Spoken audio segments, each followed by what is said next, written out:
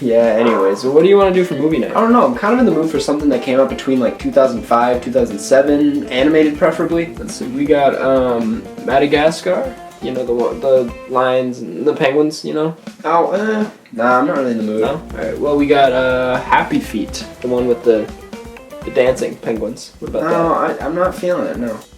Okay, alright, well, what about Surf's Up? Surf's Up, you know? What about the surfing penguins? Yeah. Yeah, I don't know, man. I'm really just not in the mood for anything penguin related. Do we have anything that's not that? I don't know, but I do have this offer code from bombfell.com/Karsten where you can get $25 off your first purchase. Well, that sounds pretty cool. What's that? We'll get to that later. Alright, sweet. Well, what are we going to do with all these penguin movies? I don't know, man. Could make a video about it. Yeah? Okay. Cool. The year is 2005. Cinema is in an interesting spot. We got ourselves a new Star Wars movie, a new Charlie and the Chocolate Factory.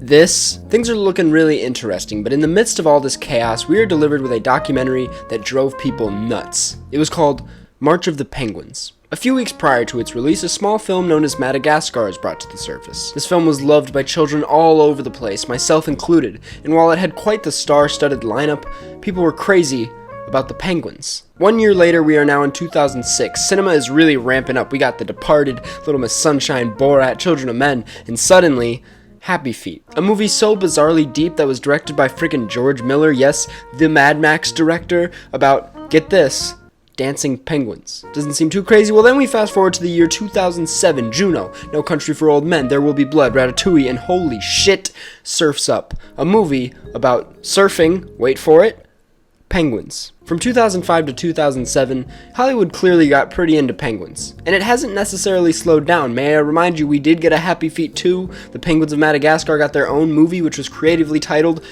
Penguins of Madagascar, and who could forget Mr. Popper's Penguins? What the fuck is happening? It's not like there have been a lot of penguin movies, but I would say there's been enough to start calling it questionable. So I'm over here like, what the heck is going on? We've got all these penguin movies, and nobody is really talking about them besides this guy from years ago. You know what's bullshit? All these movies about penguins. I've been doing months of research, throwing away my life, but I feel as though I have finally found the answer. So without any further ado, here is Hollywood's penguin obsession explained. I had a few theories at first that do, in a way, fit if we're speaking technically. For one, penguins are lucky to come from a place where there is not much color, just a lot of snow. That being said, animators are given an easier job of just animating white snow and the occasional blue sky. I'm no animator, so I could be completely wrong, but that shit sounds like a walk in the park over dealing with something like grass and trees and all these different layers. This would also explain why we in general get a lot of animated films that take place in these settings, because it means less work. While this theory would make sense, this only really applies to one of the movies I listed, which is Happy Feet. The others, like Madagascar and Surf's Up, actually for the most part take place in more detailed settings like forests and New York City. So with that being said, it's safe to say that this isn't about setting, it's strictly about the penguins. So here I am, back at the chalkboard, aka Google Docs, trying to figure out where to begin this journey. When trying to figure out where to start over, I decided to just look at the similarities these movies have. One, they have penguins, alright cool, got that one down. And two, they're mostly animated. This makes sense for pretty obvious reasons. If you're going to make a penguin movie, that would probably mean having penguin characters, and that is probably going to mean giving penguins personalities. We all know how well received live action movies with talking animals are, so I think a lot of studios figured it'd be safe to just stick to animation. That is, unless you're Mr. Popper's Penguins, but you know, that doesn't really matter. So, okay, making penguin films animated makes a lot of sense, but this still poses the question, why are we making penguin movies in the first place? Why has it happened more than once? I mean, is it really that worth it? To figure this out, I decided to take a step back and look at the animation industry as a whole at the time of this phase. We can assume this penguin phase started in 2005, and when looking at this year, there was also Chicken Little,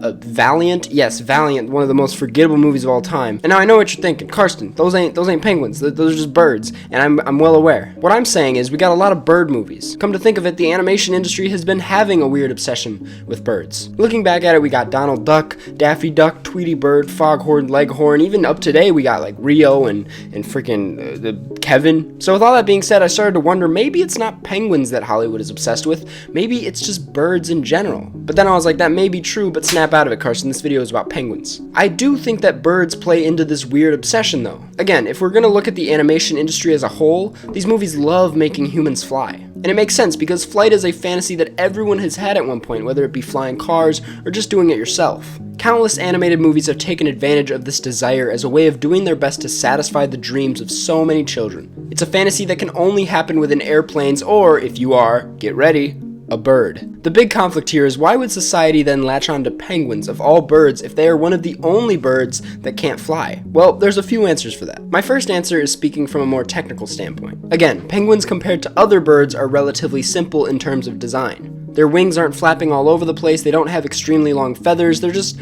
little moving ovals. Not only is their shape simple, but their color is as well. Penguins, may I remind you, are mostly just black and white with the occasional sprinkling of a little yellow and orange for beaks and other feathers. Using a penguin allows for animators to create a lot of them without having to deal with a bunch of different colors and details. It's essentially just animating a bunch of blobs. It's also worth taking notice of society's obsession with simplicity, minimalism if you will. Looking back at 2005, it was a messy time for graphic design. Things looked, well, like, they were made in 2005. I'll use the Pepsi logo as an example. This was pre-Penguin movie phenomenon, and now this is post. It's clear that society as a whole was itching for a cleaner look, and the minimalist approach of a penguin was the perfect starter. Now, all of that aside, I feel there is one final reason for why society went crazy for penguins and not other birds. Here's the thing, 2005 was, may I remind you, not a stellar year for birds. One might recall another major event that coincidentally happened in 2005, known as the global spread of H5N1 in 2005, also known as the bird flu pandemic. It was actually, all jokes aside, a pretty serious situation. The Guardian reported that